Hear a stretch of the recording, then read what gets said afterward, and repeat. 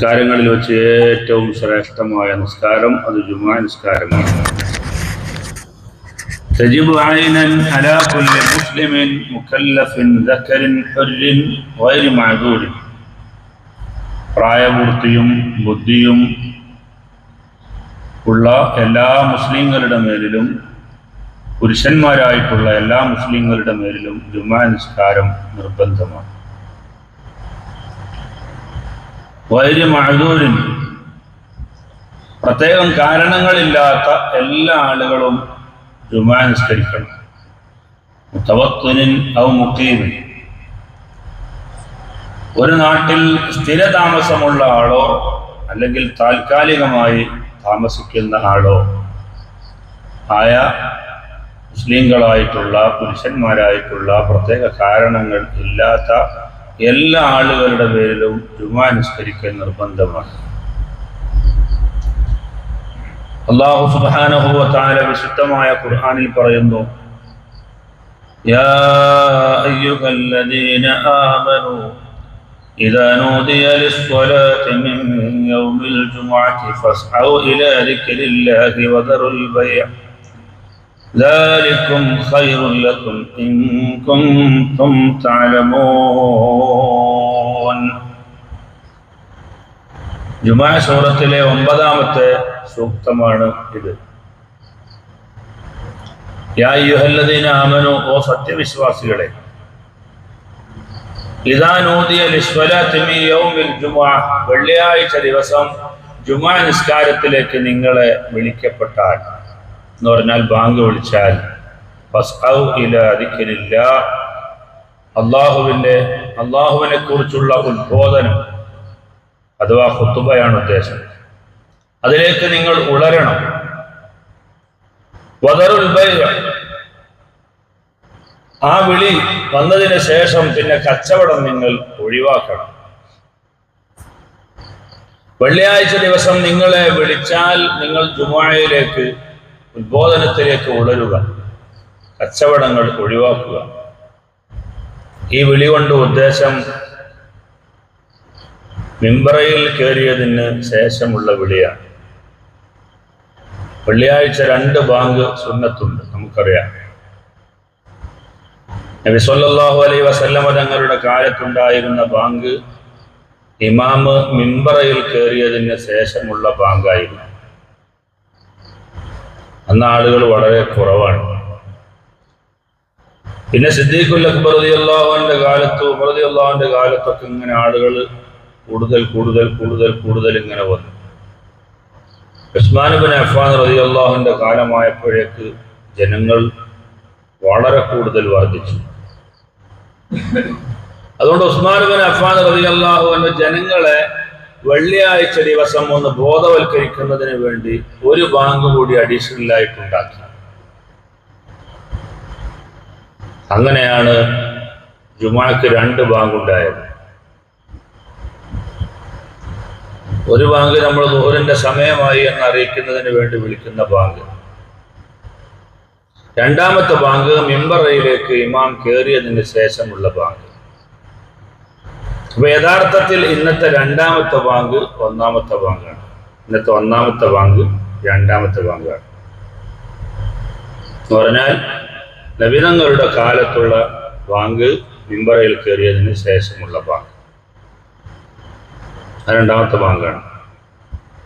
1-ാമത്തെ bank Usman Ibnu Affan റളിയല്ലാഹു അൻഹു ഉണ്ടാക്കിയ ബാങ്ക്. പക്ഷെ അങ്ങനെ ഒരു ബാങ്ക് ഉണ്ടാക്കിയതിന്റെ പേരിൽ സ്വഹാബത്ത് ആരും ഉസ്മാൻ ഇബ്നു അഫ്ഫാൻ റളിയല്ലാഹു അൻഹു ചോദ്യം ചെയ്തില്ല. കാരണം കാലോചിതമായി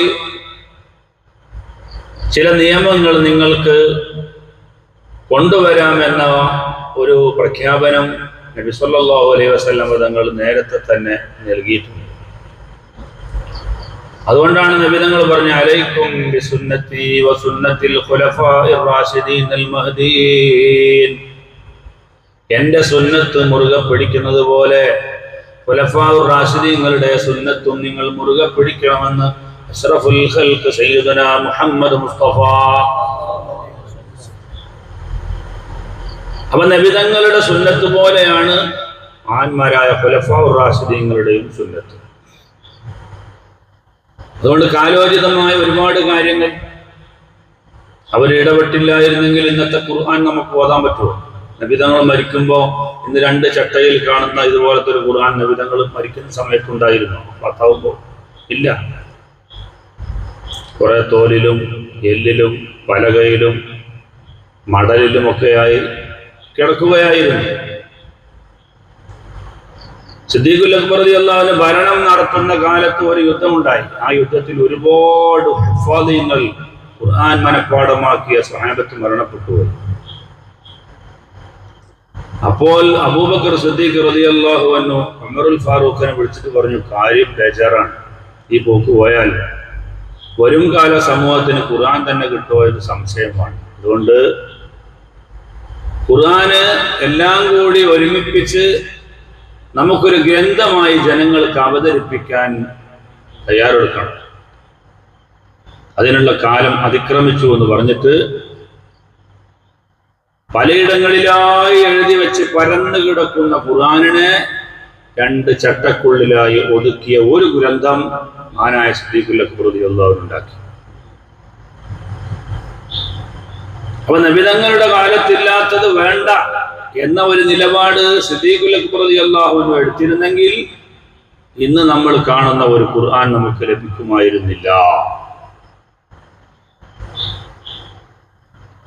ചില ആളുകൾ ഇങ്ങനെ പറഞ്ഞത് കേട്ടാ തോന്നും അങ്ങനെയുണ്ടല്ലോ, നബിതങ്ങളുടെ കാലത്തുള്ളത് മാത്രം മതി, അല്ലാത്തൊന്നും വേണ്ട.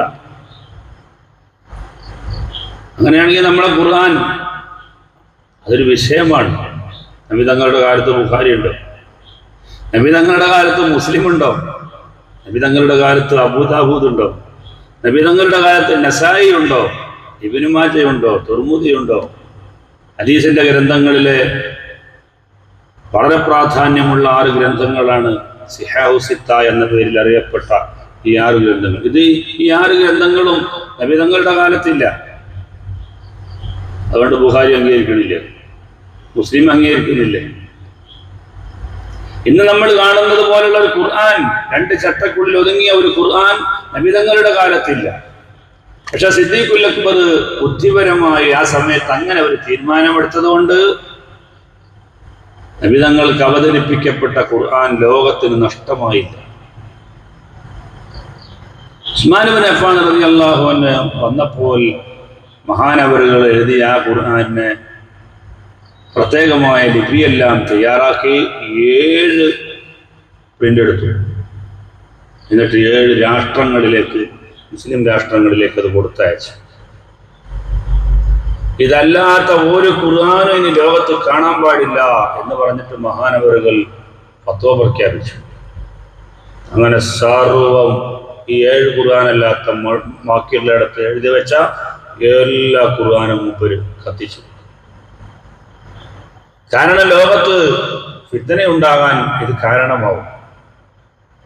അയാൾ എഴുതി വെച്ച പലകയിലെ തായിന്റെ പുള്ളി പോവും. ഒരു പുള്ളി പോയാൽ നൂനായി, 2 പുള്ളി പോയാലോ അത് വേറെ അക്ഷരാവും. പിന്നെ അത് റാ ആണോ ദാലാണോ ഒക്കെ സംശയം. അതുകൊണ്ട് മഹാനവറുകൾ ഒരു കാര്യം ചെയ്തു, ഈ 7 പ്രിന്റ് അല്ലാത്ത വേറെ ഒന്നും ഖുർആനുമായി ബന്ധപ്പെട്ടുകൊണ്ട് ലോകത്തുണ്ടാകാൻ പാടില്ല. റസ്മുൽ ഉസ്മാനി എന്ന് നമ്മൾ ഖുർആൻ എഴുതുന്ന ഈ ലിപിക്ക് ഒരു പ്രത്യേക പേരുണ്ട്. പഴയ കാലത്ത് നമ്മുടെ നാട്ടിലൊക്കെ ഈ പൊന്നാനി മുസ്ഹാഫ് ഉണ്ടായിരുന്നു. പൊന്നാനി മുസ്ഹാഫ് എന്ന് പറഞ്ഞാൽ മലബാരി ലിപിയാണ് ഉണ്ടായിരുന്നത്. കാരണം നമ്മളെ മലയാളത്തെ നേരെ അങ്ങ് അറബിയാക്കിയിരിക്കുകയാണ്. ഇന്ന് നമ്മൾ കാണുന്ന റസ്മുൽ ഉസ്മാനി എന്ന് പറയുന്നത് അത് ഓതാൻ പ്രത്യേകമായ ഒരു പഠനം തന്നെ വേണം. ഇന്ന് നമ്മുടെ കുട്ടികളെ മദ്രസ തലങ്ങൾ മുതൽ ഈ റസ്മുൽ ഉസ്മാനിയുടെ പാരായണം പഠിപ്പിച്ചുകൊണ്ടിരിക്കുകയാണ്. അവിടെ നീട്ടാൻ ചിലപ്പോൾ കാണും, പക്ഷെ നീട്ടേണ്ടി വരില്ല. നീട്ടാൻ ഉണ്ടാവില്ല, പക്ഷെ നമ്മൾ നീട്ടണം. അങ്ങനെ പല മാറ്റങ്ങളും ഈ റസ്മുൽ ഉസ്മാനിയുടെ ലിപിക്കുണ്ട്. അപ്പൊ ഈ ലിപിയെ ഈ ലിപി ഉസ്മാൻ ബിൻ അഫ്ഫാൻ റളിയല്ലാഹു അൻഹു കൊണ്ടുവന്ന ലിപിയാണ്. ഇതനുസരിച്ച് വേണം ഖുർആൻ എഴുതാനെന്ന് മഹാനവർ പ്രഖ്യാപിച്ചു. ലോകത്താർക്കും തർക്കമുണ്ടായില്ല. ഞാൻ പറഞ്ഞുകൊണ്ടുവരുന്നത് എന്താണ്? ജുമുഅക്ക് 2 ബാങ്ക് വിളിക്കുമ്പോൾ ചില ആളുകൾ ചോദ്യം ചെയ്യാറുണ്ട്, വിദഗ്ധക്കാരായ ചില ആളുകൾ. നമ്മുടെയൊക്കെ പള്ളികളിൽ 2 ബാങ്ക് കൊടുക്കുമ്പോൾ ചില പള്ളികളിൽ 2 ബാങ്ക് കൊടുക്കുന്നില്ല. മക്കത്തുണ്ട് 2 ബാങ്ക്, മദീനയിലുണ്ട് 2 ബാങ്ക്, യമനിലുണ്ട് 2 ബാങ്ക്, ഈജിപ്തിലുണ്ട് 2 ബാങ്ക്, ലോകത്തുള്ള എല്ലാ മുസ്ലിം പള്ളികളിലും ഉണ്ട്. എന്നാൽ നബി തങ്ങൾ ചെയ്തത് മാത്രമേ ഞങ്ങൾ ചെയ്യൂ എന്ന് പറയുന്ന ചില വിദഗ്ധക്കാർ ഇവിടെ ഒറ്റ ബാങ്ക് മാത്രമേ വിളിക്കുന്നുള്ളൂ. അതാണ് ഞാൻ പറഞ്ഞത്, നബി തങ്ങളുടെ കാലത്തുള്ളത് മാത്രമേ അംഗീകരിക്കൂ എന്ന് പറഞ്ഞാൽ ഒരുപാട് കാര്യങ്ങൾ നമുക്ക് നഷ്ടമാണ്. നബി സല്ലല്ലാഹു അലൈഹി വസല്ലം തങ്ങൾ നേരത്തെ തന്നെ നമ്മളോട് പറഞ്ഞു, അലൈക്കും ബിസുന്നതി സുന്നത്തിൽ ഖുലഫാഇർ റാഷിദീനിൽ മഹ്ദിയീൻ. എന്റെ സുന്നത്തിനെ നിങ്ങൾ അനുധാവനം ചെയ്യുന്നത് പോലെ ഖുലഫാഉർ റാഷിദീങ്ങളുടെ സുന്നത്തും നിങ്ങൾ മുറുകെ പിടിക്കണമെന്ന് നബി സല്ലല്ലാഹു അലൈഹി വസല്ലം തങ്ങൾ പറഞ്ഞു. അപ്പോൾ അത് നബി തങ്ങളുടെ സുന്നത്ത് പോലെ തന്നെയായി. സിദ്ദീഖുൽ അക്ബറിന്റെ കാലത്ത് ഇന്ന് നമ്മൾ നടക്കുന്നത് പോലെയുള്ള ഒരു തറാവീഹിന്റെ ജമാഅത്ത് സിദ്ദീഖുൽ അക്ബറിന്റെ കാലത്ത് ഉണ്ടായിരുന്നില്ല. 20 റക്അത്ത് തറാവീഹ് ഉണ്ടായിരുന്നു. പക്ഷെ അത് ഒരു പള്ളിയിലെ ഇമാമ്, അദ്ദേഹത്തിന്റെ കീഴിൽ ഒരു സംഘടിതമായ നിസ്കാരം, അടുത്തൊരു പള്ളി, അവിടെ ഒരു ഇമാമും, അവിടെ 20 റക്അത്തുള്ള സംഘടിതമായ നിസ്കാരം. ഈ ഒരു സിസ്റ്റമാറ്റിക് ആയിട്ടുള്ള ഫർളായ ജമാഅത്തിന്റെ ഒരു ശൈലി സിദ്ദീഖുൽ അക്ബറിന്റെ കാലത്ത് ഉണ്ടായിരുന്നില്ല. അത് ഉമറുൽ ഫാറൂഖ് റളിയല്ലാഹു അൻഹു നടപ്പിലാക്കിയത്. അപ്പൊ അന്ന് മുതൽ ഇന്ന് വരെ അത് നിയമമായി മാറിയിരിക്കുകയാണ്. ഇതുപോലെ സ്വഹാബത്തിന്റെ കാലത്ത് ഉസ്മാൻ ഇബ്നു അഫ്ഫാൻ റളിയല്ലാഹു കാലത്തുണ്ടായ ഒരു കാര്യമാണ് രണ്ടാമത്തെ ബാങ്ക്. തത്വത്തിലെ ഒന്നാമത്തെ ബാങ്ക്, പ്രത്യക്ഷത്തിൽ നമ്മൾ കാണുന്ന ഒന്നാമത്തെ ബാങ്ക്, ആദ്യത്തെ ബാങ്ക്. ഇവിടെ പരാമർശിക്കുന്ന ബാങ്ക് കൊണ്ട് ഉദ്ദേശിക്കുന്നത് മിമ്പറയിൽ ഇമാമ് കയറിയതിന് ശേഷമുള്ള ബാങ്ക്. അതിനുശേഷം കച്ചവടം ചെയ്യാൻ പാടില്ല. അള്ളാഹുവിനെ കുറിച്ചുള്ള സ്മരണയിലേക്ക് നിങ്ങൾ ഉണരുകയും ദാലികും ഖൈറുൽ ലക്കും ഇൻ കുൻതും തഅലമൂൻ. നിങ്ങൾക്ക് വിവരമുണ്ടെങ്കിൽ നിങ്ങൾ അതാണ് ചെയ്യേണ്ടത്, അതാണ് നിങ്ങൾക്ക് കരണീയമായിരുന്നു ഖുർആൻ പറയുന്നു. നബി തങ്ങൾ പഠിപ്പിച്ച ഒരു ഹദീസ് കാണാം, അൽ ജുമുഅത്തു ഹഖ്ഖുൻ വാജിബുൻ അലാ കുല്ലി മുസ്ലിമിൻ ഫീ ജമാഅ. സംഘടിതമായിട്ട് തന്നെ ജുമുഅ നിസ്കരിക്കൽ എല്ലാ മുസ്ലിമീങ്ങൾക്കും നിർബന്ധമായ സ്ഥിരപ്പെട്ട വിഷയമാണ്. ഇല്ലാ അർബഅ, 4 ആളുകൾക്ക് ജുമുഅ ഇല്ല. എല്ലാ ആളുകൾക്കും ജുമുഅ ഉണ്ട്, 4 ആളുകൾക്ക് ഒഴികെ. ഒന്നാമത്തേത് അബ്ദുൻ മംലൂക്കുൻ, ഒരാളുടെ ഉടമയിലുള്ള അടിമ, അയാൾക്ക് ജുമുഅക്ക് പോകൽ നിർബന്ധമില്ല. ഇന്ന് അടിമ സമ്പ്രദായമില്ല, അതുകൊണ്ട് അതിനെക്കുറിച്ച് ചർച്ച ചെയ്യേണ്ട ആവശ്യവും ഇല്ല. പഴയ കാലത്ത് ഇന്ന് നമ്മൾ മൃഗങ്ങൾ വാങ്ങിച്ചു കൊണ്ടുപോയി ജോലി എടുപ്പിക്കുന്നത് പോലെ മനുഷ്യന്മാരെ ചന്തയിൽ നിന്ന് വാങ്ങിയിട്ട് കൊണ്ടുപോയി ജോലി എടുപ്പിക്കുന്ന ഒരു സമ്പ്രദായം ഉണ്ടായിരുന്നു. നബി തങ്ങള് ഇവിടെ വന്നപ്പോൾ, പ്രബോധനവുമായി വന്നപ്പോൾ, തെറ്റ് ചെയ്യുന്ന ഓരോ തെറ്റിനും ആദ്യത്തെ പരിഹാരം അടിമമോചനം എന്നാക്കി. അങ്ങനെ ഓരോരുത്തരും അടിമ മോചിപ്പിച്ച് അവസാനം ലോകത്ത് അടിമയില്ലാതെയായി. മനുഷ്യന്റെ വിലയെ നബി സല്ലല്ലാഹു അലൈഹി വസല്ലം തങ്ങൾ ഉയർത്തി കാണിച്ചു. ഒരു ചരിത്രത്തിൽ കാണാം, ഒരു മനുഷ്യൻ മരിക്കാൻ നേരത്ത് അദ്ദേഹത്തിന് മരണത്തിന് വല്ലാത്ത ബുദ്ധിമുട്ടുണ്ട്. അപ്പൊ അയാൾ മനസ്സുകൊണ്ട് നിയത്ത് ചെയ്ത്, പഠിച്ചോനെ, ഞാൻ ഒരു പ്രായമുള്ള ഒരു 70 വയസ്സ് പ്രായമുള്ള ഒരു അടിമയെ ഞാൻ മോചിപ്പിച്ചു കൊള്ളാം. 70 കൊല്ലം അയാൾ അടിമയായിട്ട് ജീവിക്കുകയാണല്ലോ. ഇനിയെങ്കിലും അയാളുടെ അടിമ ജീവിതം ഒന്ന് അവസാനിക്കട്ടെ എന്ന് വിചാരിച്ചിട്ടാണ് അയാൾ അങ്ങോട്ട് പോയത്. പക്ഷേ 70 വയസ്സ് പ്രായമുള്ള ഒരു അടിമയെ കിട്ടാനില്ല. അപ്പൊ 60 വയസ്സുള്ള അടിമ കിട്ടാനുണ്ടോ എന്ന് വെച്ചില്ല. 40 വയസ്സ്, 50 വയസ്സുണ്ടോ? ഇല്ല. 40 വയസ്സുണ്ടോ? ഇല്ല. 30 വയസ്സുണ്ടോ? ഇല്ല. അപ്പൊ ആ മനുഷ്യൻ ദ്വാരുന്നു, പഠിച്ചോനെ 60, 50, 40, 30 വയസ്സ് പ്രായമുള്ള അടിമകളില്ല. കാരണം മനുഷ്യരോട് കാണിക്കുന്ന കാരുണ്യത്തിന്റെ ഭാഗമായിട്ട് അടിമയായി വിടാതെ അവരെയൊക്കെ സ്വതന്ത്രരാക്കി വിട്ടിരിക്കുകയാണ്. നിന്റെ അടിമയായ എന്നെ നരകത്തിൽ നിന്ന് എന്നെ മോചിപ്പിച്ച് സ്വതന്ത്രനാക്കുന്നത് കൊണ്ട് നിന്നെ ആര് ചോദ്യം ചെയ്യാനാണ് പഠിച്ചോനെ? നീ കൊടുത്ത കാരുണ്യത്തിന്റെ ഒരംശം ഒരു മനുഷ്യന്റെ ഹൃദയത്തിൽ ഉള്ളത് കൊണ്ടാണ് അടിമയായി ജീവിക്കാൻ മനുഷ്യരെ വിടാതെ സ്വതന്ത്രരാക്കി അവർ വിട്ടത്. എങ്കിൽ പിന്നെ നിന്റെ അടിമയായ എന്നെ നിനക്ക് നരകത്തിൽ നിന്ന് മോചിപ്പിക്കുന്നത് കൊണ്ടും എൻ്റെ പാപം പൊറുക്കുന്നത് കൊണ്ടും നിനക്ക് എന്താണ് വരാനുള്ളത് എന്ന് ചോദിച്ചപ്പോൾ ആ ചോദ്യത്തിന്റെ മുമ്പിൽ പടച്ചവൻ ലജ്ജിച്ചു പോയി. അങ്ങനെ അയാളുടെ പാപങ്ങളെല്ലാം അല്ലാഹു പുറത്തു കൊടുത്തു. പറഞ്ഞുകൊണ്ട് വരുന്നത്, ഒരു മനുഷ്യൻ ചെയ്യുന്ന തെറ്റിന്റെ കാരണമായി അല്ലാഹു തആല ആദ്യമായി അതിന്റെ പ്രായശ്ചിത്യം അടിമമോചനം എന്നാക്കി. ആ വ്യവസ്ഥയിലൂടെ ലോകത്ത് അടിമ സമ്പ്രദായത്തെ അല്ലാഹു ഇല്ലാതെയാക്കി. അപ്പൊ അടിമക്ക് ജുമാ ഇല്ല. രണ്ടാമത്തേത് ഇംറാഅത്തുൻ, സ്ത്രീകൾക്ക് ജുമാ ഇല്ല. ഔ സബിയുൻ, അല്ലെങ്കിൽ കുട്ടികൾക്ക് ജുമാ ഇല്ല. ഔ മരീദുൻ, അതുപോലെ രോഗിക്കും ജുമാ ഇല്ല. ഈ 4 വിഭാഗമല്ലാതെ എല്ലാ വിഭാഗത്തിനും ജുമാ നിസ്കരിക്കൽ നിർബന്ധമാണെന്ന് മുഹമ്മദ് മുസ്തഫ. സ്ത്രീകൾക്കും ജുമാ ഇല്ല. സ്ത്രീകൾ ജുമാ ജമാഅത്തിന് കഷ്ടപ്പെട്ട് അണിഞ്ഞൊരുങ്ങി പള്ളിയിൽ വരേണ്ട ഒരാവശ്യവും ഇല്ല. നബി സല്ലല്ലാഹു അലൈഹി വസല്ലം തങ്ങളുടെ ഭാര്യമാരോ പുത്രിമാരോ ജുമുഅക്കോ ജമാഅത്തിനോ അറിഞ്ഞോ അറിയാതെയോ രഹസ്യമായോ പരസ്യമായോ രാത്രിയിലോ പകലിലോ ഒരു ജുമുഅക്കോ ഒരു ജമാഅത്തിനോ പോയത് എൻ്റെ അറിവിലില്ല എന്ന് മഹാനായ ഇമാമുന ശാഫിഈ റളിയല്ലാഹു അൻഹു പറയുന്നു. 10 ലക്ഷം ഹദീസ് മനഃപ്പാഠമാക്കിയ ആളാണ് അഹ്മദ് ബിൻ ഹംബൽ റളിയല്ലാഹു അൻഹു. ശാഫിഈ ഇമാമിന്റെ ശിഷ്യനാണ്, ഹംബലി മദ്ഹബിന്റെ ഇമാം. മൂപ്പര് പറഞ്ഞു, എനിക്ക് ചില വിഷയങ്ങളിലൊക്കെ തീരുമാനം പറയാൻ ഇപ്പോഴും പ്രയാസമാണ്. ആയത്തും ഹദീസും നോക്കിയിട്ട് ഇതിനെങ്ങനെയാണ് തീരുമാനം പറയേണ്ടത് എന്ന് എനിക്ക് ചിലപ്പോൾ ഒരു ഉറച്ച തീരുമാനം പറയാൻ കഴിയില്ല. അപ്പൊ ഞാൻ അവിടെ ശാഫിഈ ഇമാം എന്താണ് പറഞ്ഞത് എന്നാ നോക്കുക. അഥവാ എന്നേക്കാൾ എത്രയോ ഇരട്ടി പിന്നെയും ഹദീസ് മനഃപ്പാടമുള്ള ആളാണ് മഹാനായ ഇമാമുന ശാഫിഈ റളിയല്ലാഹു അൻഹു. മഹാനവറുകളാ പറഞ്ഞത്, ജുമാ ജമാഅത്തുകൾക്ക് റസൂലുള്ളാഹിന്റെ കുടുംബത്തിൽ നിന്ന് ഏതെങ്കിലും ഒരു പെണ്ണ് പോയ സംഭവം എനിക്കറിയില്ല.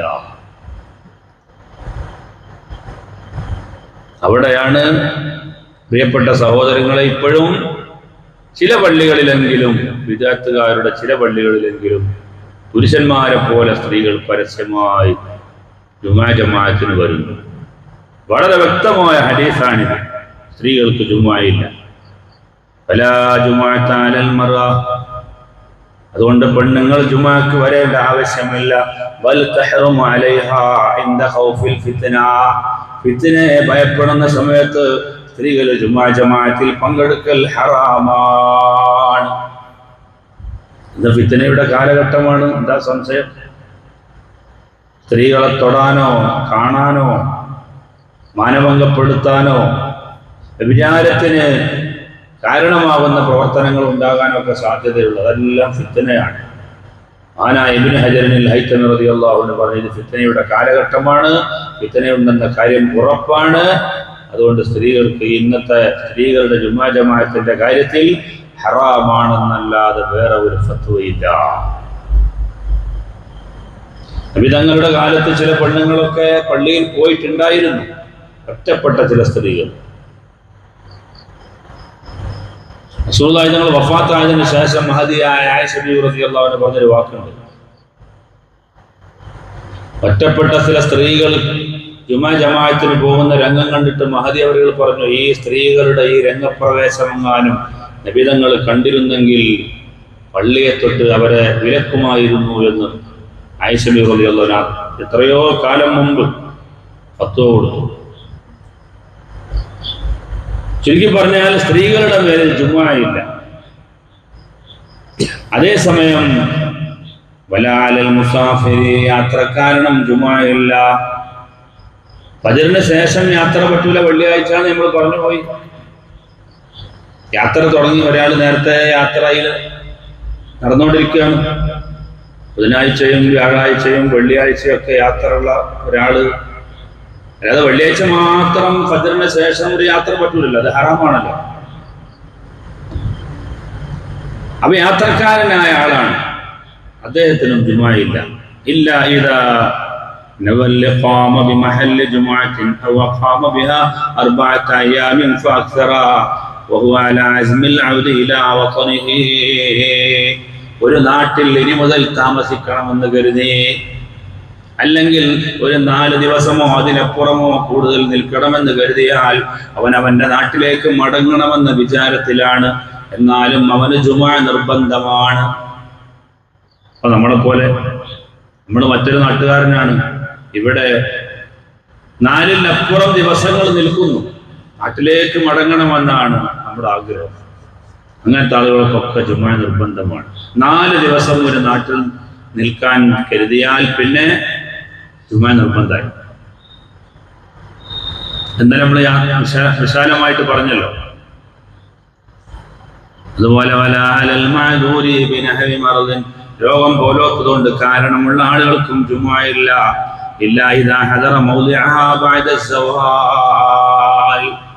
രോഗിയായിരുന്നു, പക്ഷേ ജുമുഅക്ക് ബാങ്ക് വിളിച്ചിട്ട് അദ്ദേഹം ജുമുഅ നടക്കുന്ന സ്ഥലത്തെത്തി, എന്നാ പിന്നെ അയാൾ ജുമുഅ നിർവഹിക്കാതെ പോകരുത്. ജുമുഅക്ക് വരേണ്ട ആവശ്യം അയാൾക്കില്ല, യഥാർത്ഥത്തിൽ ഇല്ല, രോഗിയാണ്. പക്ഷെ എങ്ങനെയോ താങ്ങിപ്പിടിച്ച് വേറൊരാളെ സഹായത്തിൽ അയാളോട് എത്തി. എന്നാ ഇനി ജുമുഅ കഴിയാതെ പോകരുത്, അല്ലെങ്കിൽ ഇപ്പോഴുള്ള രോഗത്തെക്കാൾ മൂർച്ഛിക്കണം. യാത്രക്കാരനായ ഒരാളാണ്, അദ്ദേഹം ജുമുഅ നടക്കുന്ന ഒരു സ്ഥലത്തെത്തിയാൽ പോലും അയാൾക്ക് ജുമുഅ നിസ്കരിക്കണം നിർബന്ധമൊന്നുമില്ല. കാരണം അദ്ദേഹത്തിൽ ഇപ്പോഴും ആ കാരണം അവശേഷിക്കുന്നു. യാത്രക്കാരൻ അതേസമയം ഒരു രോഗിയായ ആളാണ്, അദ്ദേഹത്തിന് കാരണമുണ്ട്, പക്ഷെ അയാളോട് ജുമുഅ നടക്കുന്ന സ്ഥലത്ത് എത്തിക്കഴിഞ്ഞു. അപ്പൊ അയാളെ കാരണം മാറി. എന്താ, രോഗിയായിരുന്നു, എന്നിട്ടും ഇവിടെ എത്തിയല്ലോ, അപ്പൊ ഇനി ജുമുഅ നിസ്കരിച്ചിട്ടേ പോകാവൂ. യാത്രക്കാരനായ ആളെ സംബന്ധിച്ചിടത്തോളം അയാൾ യാത്രക്കാരനായിരുന്നു, അയാൾക്ക് ജുമുഅ ഇല്ല. ജുമുഅ ഉള്ള സ്ഥലത്ത് എത്തി, എന്നാലും അയാൾ ജുമുഅ നിസ്കരിക്കണം നിർബന്ധമൊന്നുമില്ല. കാരണം അദ്ദേഹത്തിന് ഇപ്പോഴും ആ കാരണം അവശേഷിക്കുകയാണ്, അയാൾ യാത്രക്കാരനാണ്.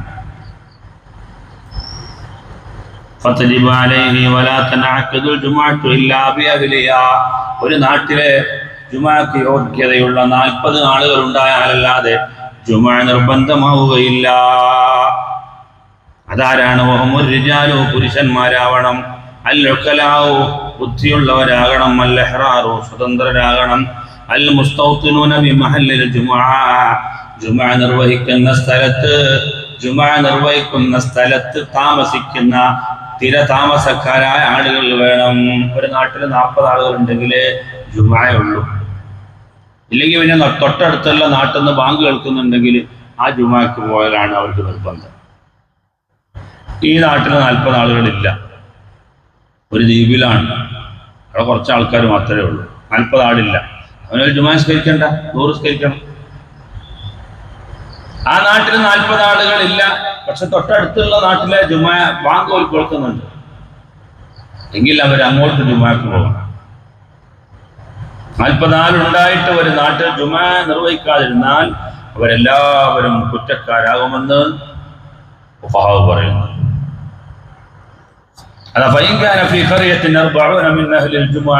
ജുമുഅക്ക് പറ്റിയ 40 ആൾ ഒരു നാട്ടിലുണ്ടായാൽ ജുമുഅ സ്ഥാപിക്കൽ നിർബന്ധമാണ്. ജുമുഅ നിർബന്ധമായ ആളുകൾ ജുമുഅയിലേക്ക് പോയില്ലെങ്കിൽ ജുമുഅ തീരുന്നതിന്റെ മുമ്പ് അവരുടെ ദുഹർ നിസ്കാരം പോലും സ്വഹിയാവുകയില്ല. അപ്പൊ നമുക്ക് ജുമുഅ നിർബന്ധമായ ആളാണ്, നമ്മൾ ജുമുഅക്ക് പോയില്ല, വീട്ടിൽ കുത്തിരുന്നു. എന്നാൽ ആ നാട്ടിലെ ജുമുഅ തീരുന്നതിന്റെ മുമ്പ് നമ്മൾ ദുഹർ നിസ്കരിച്ചിട്ട് കാര്യമില്ല, ദുഹർ സ്വീകരിക്കുകയില്ല. കാരണം അവിടുത്തെ നിസ്കാരം അന്ന് ജുമുഅയാണ്, അന്ന് നിർവഹിക്കാതിന് എന്ത് ദുഹറാണ്? ജുമുഅ കഴിഞ്ഞു പോയി, ഇനിയിപ്പോ ദുഹർ നിസ്കരിക്കില്ലാതെ വേറെ നിർവാഹമല്ല, അപ്പൊ സഹിയാ. ഇതിൽ നിന്ന് തെറ്റിദ്ധരിച്ചു കണ്ട് ചില സ്ത്രീകൾ എന്ത് ചെയ്യലുണ്ട്, പുരുഷന്മാർ ജുമാ കഴിഞ്ഞ് വരട്ടെ എന്നിട്ട് ദൂരസ്കരിക്കാന്ന് വിചാരിക്കാറുണ്ട് അല്ലേ? അതിന്റെ ആവശ്യമില്ല. സ്ത്രീകൾ പുരുഷന്മാരുടെ ജുമാ കഴിഞ്ഞ് വരട്ടെ എന്ന് വിചാരിച്ച് കാത്തിരിക്കേണ്ട ആവശ്യമില്ല. അവർ മുന്തിക്കാണ് ചെയ്യേണ്ടത്. കാരണം അവർക്ക് ജുമാ നിർബന്ധമല്ലല്ലോ. അതേസമയം ജുമാ നിർബന്ധമുള്ള ആളാണ്, പുരുഷനാണ്, ഈ ശക്വ രോഗിയാണ്, എന്നാലും അയാൾക്ക് നാട്ടിലെ ജുമാ കഴിഞ്ഞിട്ട് ദൂരസ്കരിക്കലാണ് സുന്നത്ത്. കാരണം ആ ജുമായിൽ പങ്കെടുക്കേണ്ട ഒരു മെമ്പറാണ് ഞാൻ രോഗിയായിട്ട് ഇവിടെ വീട്ടിലിരിക്കുക. അതുകൊണ്ട് എനിക്ക് നിർബന്ധമല്ല. പക്ഷെ എന്നാലും ഒരു ഹുർമത്തുണ്ടല്ലോ, ജുമയല്ലേ അവിടെ നിർവഹിക്കണം. അതുകൊണ്ട് ആ ജുമാ കഴിഞ്ഞിട്ട് വേണം രോഗിയായ പുരുഷനായ ആള് ദുഹർ നിസ്കരിക്കാൻ. അതാണ് സുന്നത്ത്. അതേസമയം കാരണങ്ങൾ നീങ്ങാത്ത സ്ത്രീകളെ പോലെയുള്ള ആളുകൾ, പെണ്ണിനെ പോലെ കാരണങ്ങൾ നീങ്ങിപ്പോവുകയില്ല. അങ്ങനെയുള്ള ആളുകൾക്ക് ദുഹറിനെ ഉളരിപ്പിക്കൽ സുന്നത്താണ്. അവരൊരിക്കലും പിന്തിപ്പിക്കേണ്ട ആവശ്യമില്ല. ഒരു മനുഷ്യൻ നിർവഹിക്കുന്ന ആരാധനകളിൽ ഏറ്റവും ശ്രേഷ്ഠം ഏതാണ് നബിയെ എന്ന് ഇബ്നു മസ്ഊദ് റളിയല്ലാഹു അൻഹു ചോദിച്ചപ്പോൾ അല്ലാഹുവിന്റെ റസൂൽ അതിന് നൽകിയ മറുപടി അസ്സലാത്തു ലിഅവ്വലി വഖ്തിഹാ, സമയത്തിന്റെ ആദ്യത്തിലുള്ള നിസ്കാരമാണ് ഒരു മനുഷ്യൻ നിർവഹിക്കുന്ന ആരാധനകളിൽ ഏറ്റവും ശ്രേഷ്ഠമെന്ന് മുഹമ്മദ് മുസ്തഫ സല്ലല്ലാഹു അലൈഹി വസല്ലം. ഇൻഷാ അല്ലാഹ് ബാക്കിയുള്ള ഭാഗങ്ങൾ നാളെ നമുക്ക് പറയാം. അല്ലാഹു തൗഫീഖ് ചെയ്യുമാറാവട്ടെ. റഹ്മാനുർ റഹീമായ റബ്ബേ, ഈ മജ്‌ലിസിന്റെ മഹത്തായ ബറക്കത്ത് കൊണ്ട് ഞങ്ങളുടെ ജീവിതത്തിൽ വന്നുപോയ സകല പാപങ്ങളും നീ പൊറുക്കണേ റഹ്മാനെ. അല്ലാഹുവേ, ഞങ്ങൾക്ക് ആഫിയത്തുള്ള ദീർഘായുസ്സ് നൽകണേ റഹ്മാനെ. ഞങ്ങളുടെ കടങ്ങളെല്ലാം നീ വീട്ടി തരണേ റഹ്മാനെ. എല്ലാ അപകടങ്ങളിൽ നിന്ന് ഞങ്ങളെ നീ കാത്തുരക്ഷിക്കണേ റഹ്മാനെ. കാലവർഷത്തിന്റെ കെടുതികളിൽ നിന്ന് ഞങ്ങളെ നീ രക്ഷപ്പെടുത്തണേ റഹ്മാനെ. പോസ്റ്റ്മോർട്ടത്തിന് വിധേയമാക്കുന്ന മരണങ്ങളിൽ നിന്ന് ഞങ്ങളെ നീ രക്ഷപ്പെടുത്തണേ അല്ലാഹ്. കൃത്യമായി മരുന്നും ഗുളികയും കഴിക്കുന്ന ഒരു രോഗവും ഞങ്ങൾക്ക് നൽകരുതേ റഹ്മാനെ. ഞങ്ങളുടെ അമലും ഞങ്ങളുടെ ജോലിയും മുടങ്ങുന്ന വിധത്തിലുള്ള ഒരു രോഗവും ഞങ്ങൾക്ക് നീ നൽകരുതേ റഹ്മാനെ. അല്ലാഹുവേ, ഞങ്ങൾക്ക് നല്ല ക്ഷമ നൽകണേ റഹ്മാനെ. ഞങ്ങളെ സൽസ്വഭാവികളാക്കണേ റഹ്മാനെ. ഞങ്ങളുടെ അമലുകളെ കബൂലാക്കണേ റഹ്മാനെ. ഞങ്ങളുടെ ഈമാനും തഖ്വയും വർദ്ധിപ്പിച്ചു തരണേ അല്ലാഹ്. ഈ മഹത്തായ മജ്‌ലിസിന്റെ സവാബിനെ ഈ പള്ളിയുടെ ചുറ്റുഭാഗത്ത് അന്ത്യവിശ്രമം കൊള്ളുന്ന ഞങ്ങളെ ഇൽമു പഠിപ്പിച്ച ഞങ്ങളുടെ മാതാപിതാക്കൾ, ഉസ്താദുമാർ, ഭാര്യ, സന്താനങ്ങൾ, ദുആ കൊണ്ട് വസിയത്ത് ചെയ്ത ഞങ്ങളുമായി ബന്ധപ്പെട്ട് ലോകത്തിന്റെ വിവിധ ഭാഗങ്ങളിൽ അന്ത്യവിശ്രമം കൊള്ളുന്ന എല്ലാ മുഅ്മിനീങ്ങളുടെയും അർവാഹുകളിലേക്ക് ഈ മഹനീയ സദസ്സിന്റെ മഹത്വവും പ്രതിഫലവും നീ എത്തിക്കണേ അല്ലാഹ്. ആമീൻ ബിറഹ്മതിക യാ അർഹമർ റഹീം. സല്ലല്ലാഹു അലാ മുഹമ്മദ് സല്ലല്ലാഹു അലൈഹി വസല്ലം. സല്ലല്ലാഹു അലാ മുഹമ്മദ് സല്ലല്ലാഹു അലൈഹി വസല്ലം. اللهم صل على محمد يا رب صل عليه وسلم.